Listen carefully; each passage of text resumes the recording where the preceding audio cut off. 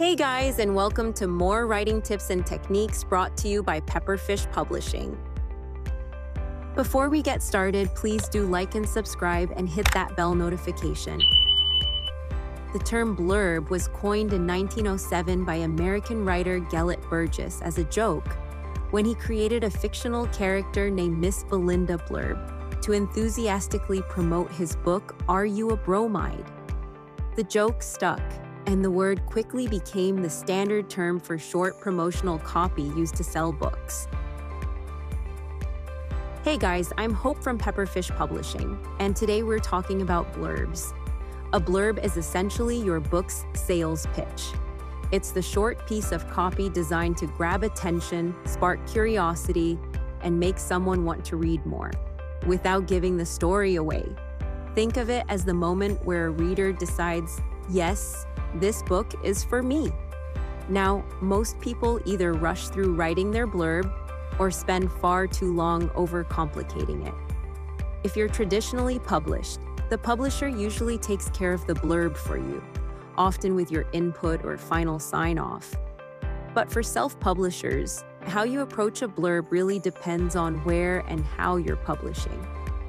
If you're publishing through Amazon KDP, for example, the blurb is less critical than many people think. Your title and description function as metadata. That's how your book is actually found. In fact, most readers, around 79%, check out the description, not the blurb text embedded in the cover images. However, if you're publishing through a service like Ingram Spark, the blurb matters a lot more. In that case, you're not just selling to readers, you're selling to bookshops and distributors. That means your blurb needs a much more polished, professional finish. So what should a blurb actually do? A blurb isn't there to explain the whole story. It's there to demonstrate market awareness, highlight the core conflict, establish tone and genre instantly, and prove that the book knows exactly who it's for. A strong blurb says, this book fits on the shelf and readers will pick it up. So now we know more about blurbs, let's take a look at an example of one that needs tightening. This one's from a book called Traveler's Joy, Dora's Story by Lindy Dicht. Dora starts wearing a pendant and travels back in time to 1832 where she meets Catherine, her great-great-grandmother, and also meets Alexander Sylvanus, the sequel to Lindy Dicht's Eyes of Amethyst, a love that spanned a century. It was 1927 and Dora Ashby was living hard and fast. All that changed when her great-aunt Alexandra gave her a silver, heart-shaped pendant that she claimed was magical. Amongst other startling revelations, Alexandra also told her of the Thorn legacy. Dora starts wearing the pendant and travels back in time to 1832, where she meets Catherine, her great-great-grandmother, and also meets Alexander Sylvanus. They fall in love and want to be together, while all the time danger looms that could cost them their lives. This blurb is too explanatory and repetitive, and it gives away far more of the story than it needs to. The opening line reads like a plot note rather than a hook, immediately summarizing the time travel before the reader has any emotional reason to care about Dora or the pendant. There's also a structural issue. The key premise, Dora traveling back to 1832, appears twice, almost word for word. This signals uncertainty about what the blurb is meant to do. A blurb isn't a synopsis, it's a promise of intrigue. Repeating the same information weakens momentum and makes the story feel smaller rather than richer. The emotional stakes are underdeveloped. We're told Dora and Alexander fall in love, but not why this love matters or what makes it dangerous beyond a vague mention of looming danger. As an agent, I'd be asking, what's at risk if they're discovered? Time, Dora's existence, the Thorn legacy? Specific stakes sell books. General peril does not. The language itself is serviceable, but flat.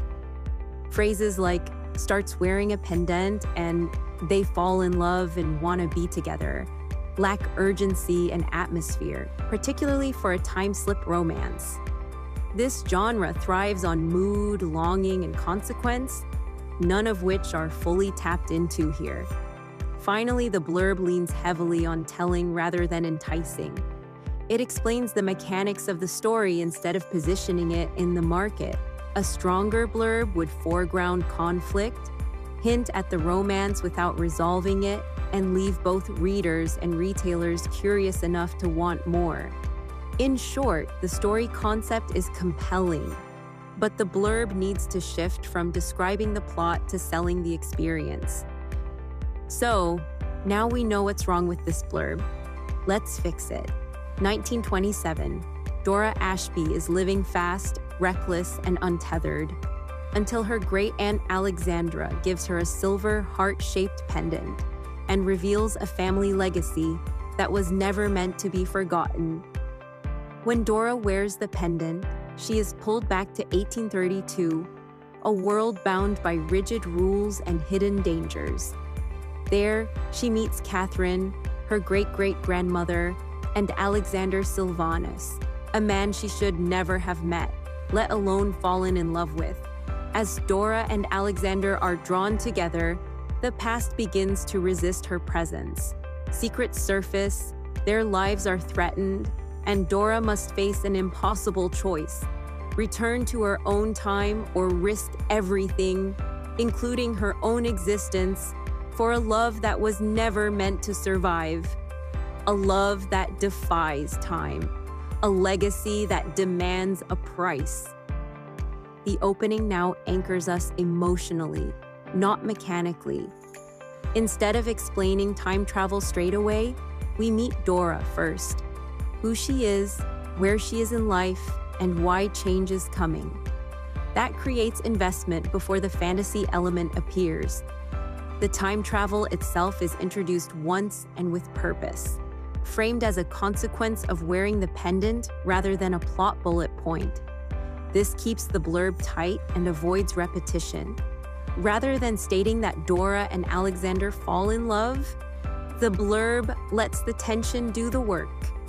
Their relationship is framed as forbidden and dangerous, which is far more compelling than simply telling us they want to be together. The stakes are now specific and escalating. We're no longer dealing with vague danger looms language. Instead, the threat is personal, existential, and tied directly to Dora's choices. Finally, the structure mirrors what agents, publishers, and retailers expect. Short paragraphs, rising intrigue, and a closing that sells the experience of the book rather than the plot. This version doesn't explain everything, and that's exactly why it works. Thanks for watching, and I hope you've picked up a few useful ways to improve your own writing. If you'd like a professional manuscript critique with no payment details required, head over to pepperfishpublishing.com/get-started, and I'll see you there.